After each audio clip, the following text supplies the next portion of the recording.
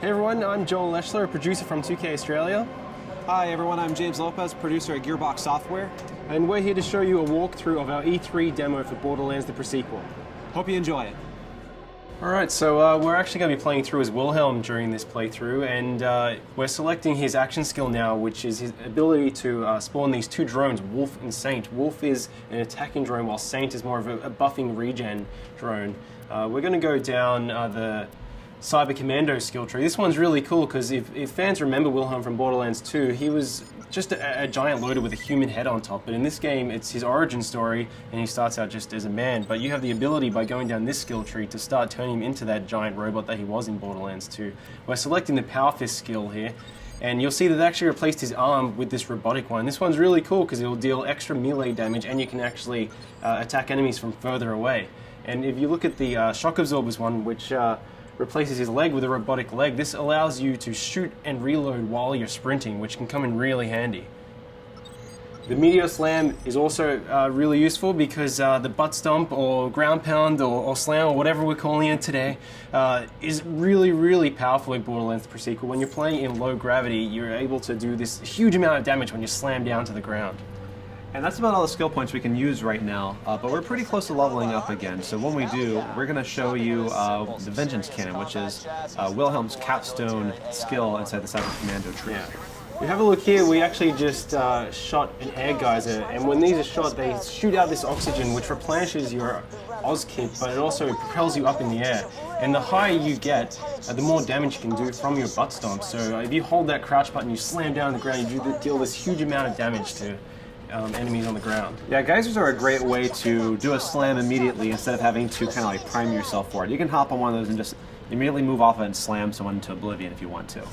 Here's another example of how the levels are informed by low gravity in Borderlands the Pre-Sequel. You're able to do these massive leaps and bounds, and really you have a lot more freedom as a player. The scope of travel has increased so much. And we're able to use the air boost by venting some oxygen. You're actually able to go even further by propelling yourself forward or even higher. Yeah, and it's cool that we have these abilities. They obviously come with some cost on the oxygen meter, but we give plenty of ways for you to get that oxygen back. You know, we've got oxygen canisters that drop from when you kill enemies. We have the air geysers. We have other like cracks in the ground that air can come out of. They won't give you that jump, but they will give you back your oxygen. We also have oxygen generators. And even like certain Oz kits will allow you to create an oxygen bubble whenever you do a slam attack. Now these enemies that we're fighting at the moment, the Kragans, they're some of the moon beasts. They're essentially these moon rock monsters, but because this is Borderlands, they absorb elemental attributes as well, and these ones have absorbed cryo damage. We have a lot of liquid methane around this area of Elpis, and they've kind of inherited those abilities, and they're kind of doing cryo damage towards you. But you have the ability to kill them, but what's really interesting about these guys is when you kill them, they actually shatter into two smaller Kragans. Yeah, so you might start off one-on-one and feel like you've got a pretty even fight, but as they break into smaller groups and become more numerous, you might have a really big fight on your hand. Alright, why don't we try and show off Wolf and Saint here, Wilhelm? Alright, so Wilhelm just deployed Wolf and Saint. Those are his two drones. Wolf is going to go out and cause some trouble. Saint's going to stay fairly close by to replenish Wilhelm's shields as they ever drop. Now, our Wilhelm player is pretty pro, so you know, might need to get a little bit more challenging fight for him.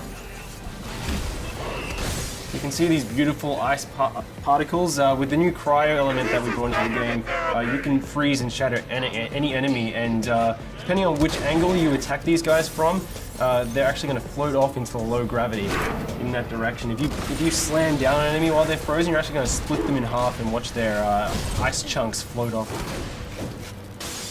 Yeah, that's really cool because the way that they shatter is always kind of customized to like whichever way you hit them. So it never really gets old. It's always different each time. It's really fun. Now, our current objective in this particular level is to redirect some liquid methane. We need to get to the Drakensberg, which is this derelict Dahl ship where we've been informed there's a military AI that we can use. Jack wants to build up this robot army. He needs this military AI to use it. So we're currently trying to redirect this methane to cool off a lava river. Now, we were just fighting the Kraken, but over here you can actually see that some of the scabs are actually riding them, which you know, you gotta watch out for because you have 2 enemies attacking you, and whenever you kill one of these Kraken riders, you might get a couple of little Kraken riders coming out of them. You see, Wilhelm was also using these jump pads. So along with the oxygen geysers, we have these dial jump pads which are placed throughout the levels, and some of these shoot you straight up into the air, and other ones kind of propel you really far forward. Again, if you manage to chain some of these together, you can get really, really high and do a slam, which does a massive amount of damage. Look at some of these guys, you'll see that some of these scabs have this sort of orange bubble over their head. That's their oxygen bubble. That means that if you crack that bubble, then they're going to take oxygen damage because they're not able to breathe. Which is a really cool way because you can kind of do a hit and run. You don't have to worry about necessarily about finishing them off if you're taking too much heat. You can just wait for them to asphyxiate. But some of these guys also have shields and air bubbles, and so they're a little more of a stronger fight. You have to watch out with those guys because they're more dangerous. So you can see that's an example of one of the dial jump pads which shoots you really far forward. And here we have some of the dial jet fighters, and they're going to fly around and try and do a huge amount of damage to you. And Wilhelm is doing pretty well. Yeah, that was a spot-on hit. That was really good. Oh no, but you fell off the side. That's okay because we've got plenty of jump pads. We have a lot more verticality in Borderlands now than we ever did before. So there's not necessarily any one way to get to this objective. Really, all you have to do is just find either a jump pad or a way to jump from platform to platform. Yeah, something really great about the low oxygen, it allows you to traverse these maps really, really quickly. So because you can make these massive leaps and bounds and you have these jump pads, you're able to get from one end of the map very, very fast and really get an edge on enemies. All right, now it looks like we just leveled up. So we're going to go and put that skill point in Vengeance Cannon. That's really interesting because if you take a certain amount of damage, Wilhelm responds with the Vengeance Cannon and can do a great amount of damage within a pretty generous period of time. You have about 30 seconds of action on this. It can come in really, really powerful when you're under the pump. Yeah. So you can see now we're actually redirecting this liquid methane, so we should be able to go over and try and freeze this lava lake. All right, so once this pipe connects, we actually have another route on how we can get to the next objective. You could just go down to the ground if you wanted to, but because of the verticality in the free sequel, we can actually continue along this path here. All you have to do is have the option to make the jump, and then you can actually run along this pipe here. So there's plenty of ways to explore this map and get pretty much to anywhere you need to get. Yeah, it's really cool as well. Our level designers have built the map so, especially when you're playing co-op, you can have each player, they can approach each of these sites from different angles. So we could have taken that pipe all the way along while Athena went down by the ground and went over to the by the jump pad. Yeah, people that are especially fond of sniping should keep an eye out for these kind of opportunities because you get a superior angle from which you can snipe off those oxygen bubbles or just do just a bunch of damage in general. Yeah, absolutely. So we're going to continue along this way, and Athena's going to continue on the ground, and they're both getting that. She's going to jump across this chasm here, and we're going to get on to the next big fight. Yeah, we should be able to ambush these guys by taking them from 2 different angles. Once Wilhelm, finds a way to jump over this. There we go. All right, so in this area here, we've got some jetpack scavs. We also have some guys that are on foot. You actually see a scav that Athena just killed just flying off in the distance. And he'll go on like that for quite some time. Yeah, if he still has any life left in him, he's getting pretty beautiful. Oh, yeah. Awesome. Oh, no. Athena's down. Hey, Wilhelm, now why don't you go ahead and revive her using the oxygen? Yeah. So you kind of have these cool tactical decisions. You can revive your downed players faster with oxygen than if you just do it the normal way. But that obviously comes at a cost. But sometimes it's really good to get them in the fight faster. Beautiful. You can see we have these jetpack scavs, so all of the enemies on Elpis can take advantage of the low gravity just as much as you can. So if you're getting protection behind cover, they can actually jump over and stomp on you and invalidate your cover just like you can them. We really wanted this gravity system to go throughout every single feature in the game. just did a pretty awesome butt stump there. Yeah, that was solid. Here's some of our new vending machines that we're just kind of teasing as we run by them, but you can see more about them later on. All right, we're coming into the processing plant now. This is actually where you just directed the liquid methane to, and it's really important that you do this because we're going to use it to freeze a lava river so we can form a natural bridge that we can cross over to the Drakensberg in the next map. Now this has a lot of enemies in it. Definitely a good time to bring out Wolf and Saint. Yeah, try and use those jump pads to get a height advantage of the plays as well. If you stomp down.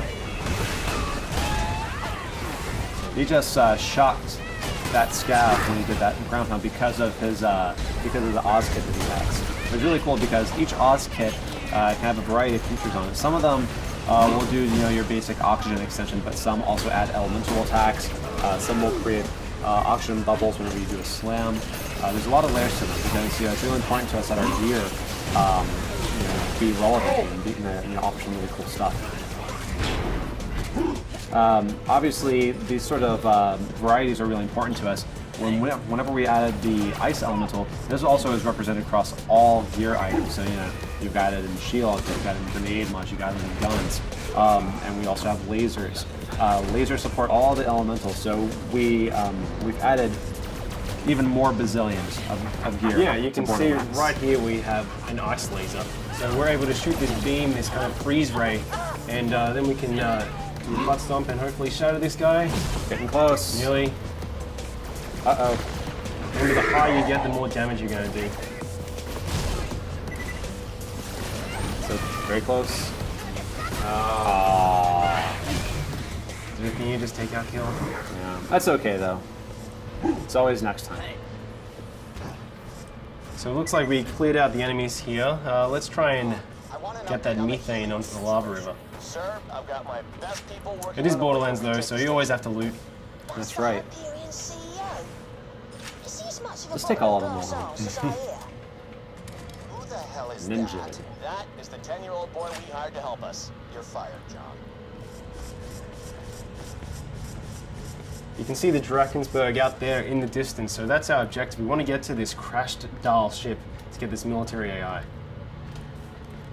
Once we get that military AI, Jack can put into the loaders, which up until this point have been useless. They're just construction bots, basically. But once we put the AI in them, we'll be able to weaponize the loaders and reclaim Helios, which is the moonshot facility. I need you to dump the methane from the reservoirs into the lava. We'll create our own path by cooling it off. This is gonna be ace. The lake should be safe now. Let's get to the Drakensberg. Alright, success. So you can find that Let's make our way over to the Drakensberg. Lads, looks like we're going to have guests over. The kind the bosun wants dead as quickly as possible. Of course, won't Borderlands be without a bunch of big baddies to have to fight? Yep, they just get bigger and bigger. I really like that he is an ice dragon, but he also has lava inside of him. Yeah, I see that all the time. Yeah, it makes sense. All right, guys, and that's our E3 demo. We hope you enjoyed seeing it. Please stay tuned for more pre-sequel news.